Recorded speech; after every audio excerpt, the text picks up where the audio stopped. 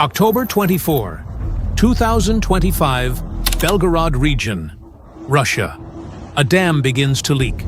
Water seeps through the cracks. No, it's not an accident. It's not a natural disaster. It's one of the most brilliant tactical moves of the war in Ukraine so far.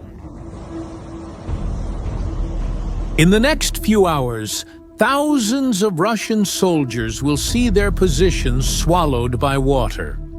Everything they planned and did over 5 months literally went down the drain. And it all started here, at this dam. But after all, how did Ukraine turn water into a weapon? To understand this, we need to go back a few months.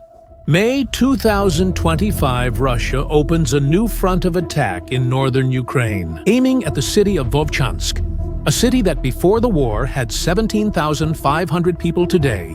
It's a ghost town, destroyed by battle. And do you want to know why this city mattered so much? Vovchansk is right on the border with Russia. It's one of the largest Ukrainian cities, right on the front line. And for Putin, capturing this city meant 3 very important things. First, fulfilling his public promise. In May, he himself announced that he wanted to create a security zone on the border. Capturing Vovchansk would be proof that he was making it happen.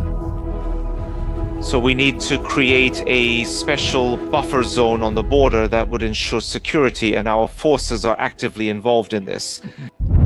Second, the city has the T-2104 highway running through it, a crucial road that connects several other cities.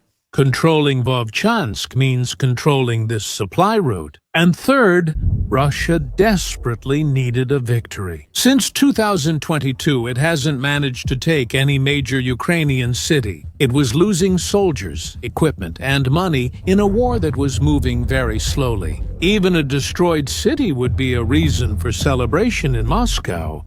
So, Russia sent entire brigades to Vovchansk.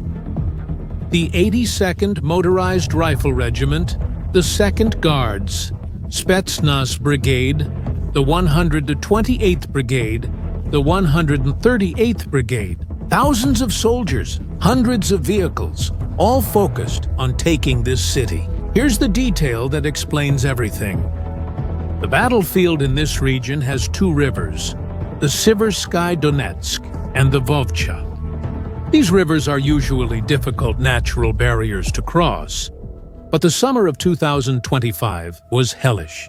Extreme heat, no rain. Both rivers turned into shallow streams. The Russian soldiers could cross on foot. Trucks and tanks passed without any problem. Russian logistics became easy. They established positions on one side of the river, on the other, wherever they wanted. What should have been a natural barrier became an open path. And it was exactly this detail that Ukraine noticed. The Russian advantage depended entirely on the weather. The rivers were dry, but what if the rivers filled up again? Notice this shocking coincidence. October 26th. General Valery Gerasimov, chief of the Russian army, enters Putin's office.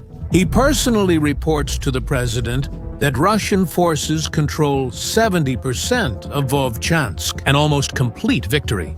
Putin must have been satisfied, but there was a problem. At that very moment, while Gerasimov was talking about victory, the Russian troops on the ground were already being cut off by water. The Institute for the Study of War analyzed the warnings, claims by the general. Conclusion: there was no evidence of 70%. The evidence showed only 23% of the city under Russian control. Even Russian military bloggers, who get information directly from the soldiers, said that Gerasimov was lying. The Russian general was selling a fantasy to his president, while the reality on the battlefield was already falling apart. Because in the previous 2 days, October 24 and 25, Ukraine had started something different. It wasn't just one attack. There were several attacks in a row. Waves of drones, one after another, all targeting the Belgorod Reservoir Dam. But here's the brilliant part. The goal wasn't to destroy the entire dam, it was to create controlled leaks. What's going on? It's really loaded here. The drones hit the gates, the control mechanisms, specific points. Surgical. In less than 24 hours, the water level in the reservoir dropped by a whole meter. 76 million cubic meters of water, and it went straight into the Siversky, Donetsk, and Vovcha rivers. The same rivers that were shallow, the same rivers the Russians were crossing on foot. Suddenly, those streams became huge barriers again, and the evidence came from all sides. First, from the Russian soldiers themselves. They started posting videos on Telegram, videos that weren't edited propaganda. They were raw, desperate footage. A soldier filmed his trench with water up to his knees. He said, "We went from infantry to Marines in one day, but we were lucky. In the position next door, the entire shelter was flooded, along with all the equipment." Other videos showed roads completely submerged, military vehicles sunk in the mud, river crossing points collapsing, waterlogged trenches, ammunition being carried away by the water. Then came the evidence from space. Independent analysts used satellite images with radar technology. This type of radar can see through clouds and detect water on the ground. The images confirmed massive flooding downstream from the dam, visible from space. The water was cutting off roads, supply routes, and defensive lines throughout the Vovchansk region. Then something curious happened. Russian sources tried to make a comparison. They said, this is just like what happened with the Novokakhovka Dam in June 2023. Do you remember that? One of the largest dams in Europe was destroyed in the Kherson region. It was a huge humanitarian catastrophe. Entire cities were flooded. Thousands of people lost their homes. The environmental disaster was felt throughout the region. It was brutal, indiscriminate. But Belgorod was nothing like that. The difference in scale says it all. Kharkovka had 18.2 billion cubic meters of water. Belgorod had 76 million dozens of times smaller. Kharkovka was a hammer. It destroyed everything in its path, civilians and military alike. It was a weapon of terror.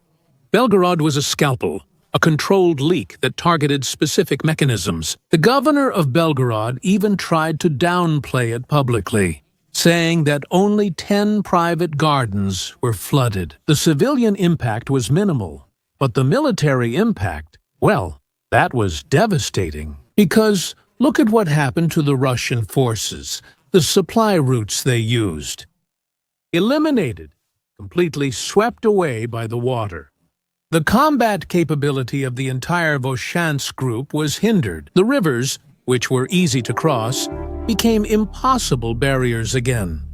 The advantage of the dry summer, which sustained 5 months of offensive, was reversed in 72 hours. But the worst part wasn't the inconvenience.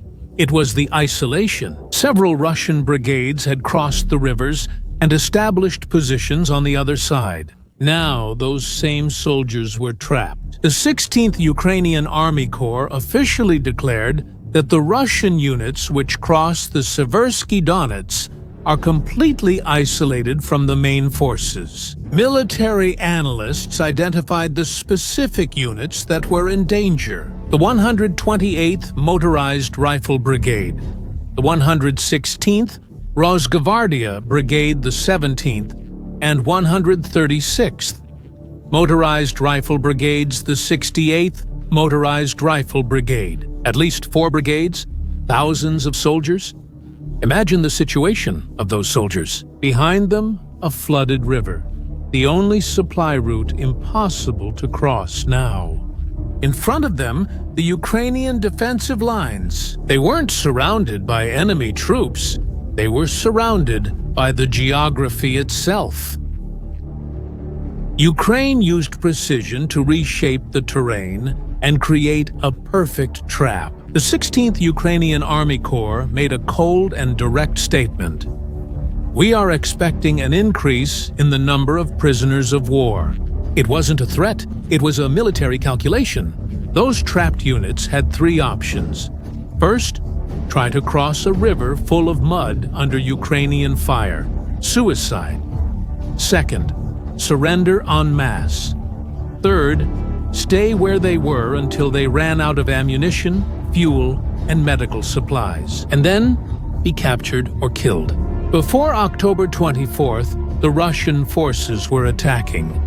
After October 26th, they were fighting to survive. Destroyed positions, ammunition carried away by the water, abandoned vehicles sinking. A Ukrainian military spokesperson, Colonel Viktor Trehubov, summed it up. The breach will reduce the intensity of Russian attacks and complicate all their logistics. The Russian troops stopped advancing and trudged through water, searching for dry ground. 5 months of offensive, thousands of soldiers, hundreds of vehicles, billions of rubles spent, and everything was reversed in 3 days of precise attacks on a dam. This is modern warfare. It's not always about who has more tanks or more soldiers. It's about who thinks better, who identifies the enemy's weakness and exploits it with surgical precision. Russia relied on brute force and a temporary climate advantage. Ukraine realized that this advantage could be eliminated, and they eliminated it with drones, with planning, with intelligence. 3 days of well-executed attacks were worth more than 5 months of Russian numerical superiority. That's exactly what separates strategy from force. And that's exactly how modern wars are decided. Now I want to know your opinion. What impressed you most about this operation? Share in the comments. If you want to understand more about modern military strategy, subscribe to the channel and share this video with someone who enjoys this kind of content. See you next time.